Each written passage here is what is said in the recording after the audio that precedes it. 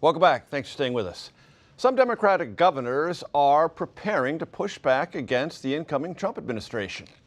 California Governor Gavin Newsom has called a special session of the legislature to, quote, Trump-proof the state. He also met with President Biden, lobbying the administration for funding and federal waivers before Inauguration Day.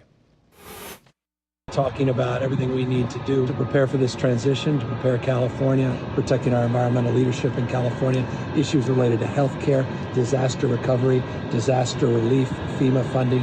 It's a great day with us.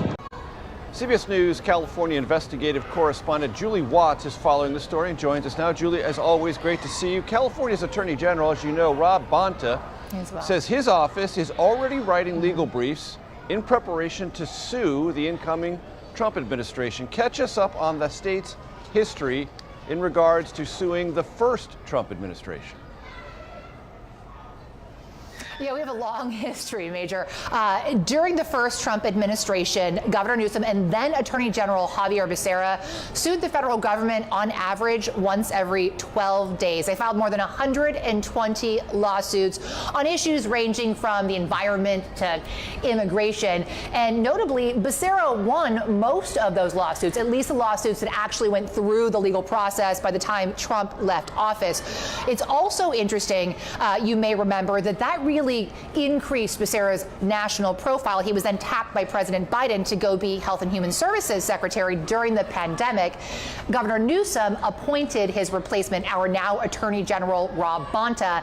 And here's what else is interesting this time around. As they prepare to file what amounts to many lawsuits, at least that's what they're talking about, both Newsom and Bonta are expected to run for office of their own over the next few years. Bonta's widely expected to run to replace Governor Newsom when he terms out in 2 years. And Newsom, of course, is widely expected to run to replace President Trump in 4 years. So it will be interesting to watch the political implications of California's legal battle here. So what about this special session the governor has called? What is its agenda?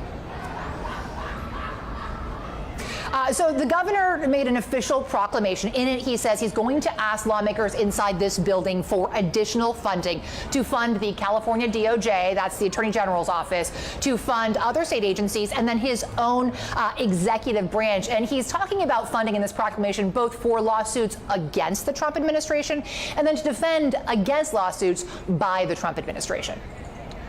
So Vice President Harris carried California, but by a margin far smaller than President Biden did. What is the political takeaway in California about that? And what, if anything, does it say about Californians' appetites for these kind of lawsuits? You know, that's a really great question, Major, and that's something that we're going to be watching. Trump was able to flip at least 8 counties at last count. Of course, we still are counting some votes.